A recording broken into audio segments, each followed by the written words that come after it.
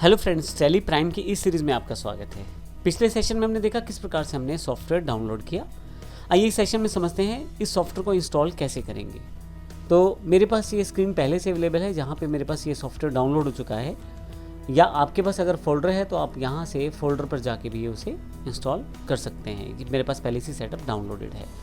अभी मैं सिंपल आपको बता देता हूँ। यहाँ से आपके पास ओपन का ऑप्शन है, ब्राउज़र से ही आप इसे ओपन करके कर सकते हैं, या अन्यथा आप डबल क्लिक करके setup.exe को अपने फोल्डर जहाँ पे सेव किया है वहाँ से भी एग्जीक्यूट कर सकते हैं। मैं अभी इसे ओपन कर देता हूँ।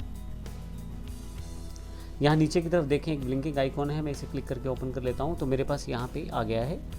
आप जब टैली प्राइम को पहली बार इंस्टॉल करते हैं तो कॉन्फ़िगर कर सकते हैं मोर एक्शंस पे। अभी मैं बिल्कुल सिंपल सेटअप करने वाला हूँ तो इंस्टॉल कर देता हूँ। यहाँ मेरे पास इंस्टॉलेशन शुरू हो गया है। आप इसका पाथ सेटअप कर सकते हैं, लेकिन मेरे पास डिफ़ॉल्ट पाथ है एप्लीकेशन पाथ सी में प्रोग्राम फाइल्स में टैली प्राइम के नाम से, और ये आपका जो इंस्टॉलेशन है सक्सेसफुली हो गया है। तो जैसे ही मैं स्टार्ट टैली प्राइम पे क्लिक करूँगा मेरे पास टैली प्राइम ओपन होना शुरू हो जाएगा। देखिए टैली प्राइम का सॉफ्टवेयर पहली बार मैं अपने सिस्टम पे ओपन कर रहा हूँ।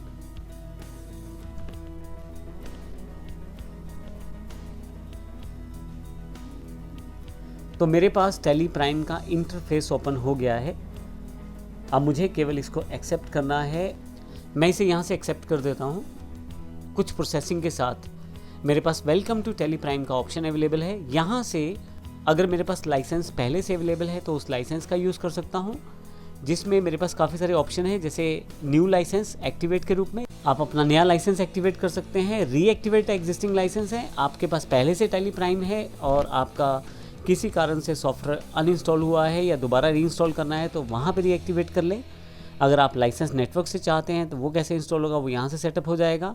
लेकिन मेरा जो मोटो है वो try it for free, educational version मुझे यूज़ करना है और आप भी इसे बड़ी आसानी से यूज़ कर सकते हैं। एक इम्पॉर्टेंट बात, आप जब एजुकेशनल मोड को प्रयोग करते हैं तो पहली तारीख, दूसरी तारीख और जिस महीने की 31 तारीख होती है, यानी कि 1, 2 और 31 अगर उस महीने में है तो आप 3 डेट्स पे एंट्री कर पाएंगे।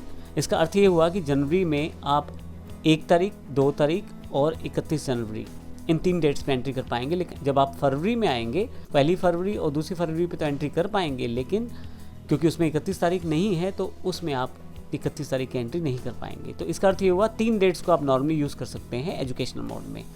तो मैं इसे क्लिक कर देता हूँ और मेरे पास देखें यहाँ टैली का पूरा इंटरफेस ओपन हो गया है। डिफ़ॉल्ट रूप में मेरे पास लिस्ट ऑफ कंपनीज़ हैं। अगर पहले से कोई कंपनी बनी हुई है तो वो मैं एक्सेस कर सकता हूँ सेलेक्ट फ्रॉम ड्राइव से, और यदि मेरे पास कोई भी कंपनी नहीं है तो मैं क्रिएट कंपनी कर सकता हूँ। यहाँ से मैं रिमोट कंपनी भी एक्सेस कर सकता हूँ, और अगर कहीं स्पेसिफिक पाथ पे है तो वो भी पाथ मैं सेटअप कर सकता हूँ। मैं ड्राइव से भी एक्सेस कर सकता हूँ डायरेक्टली किसी कंपनी को।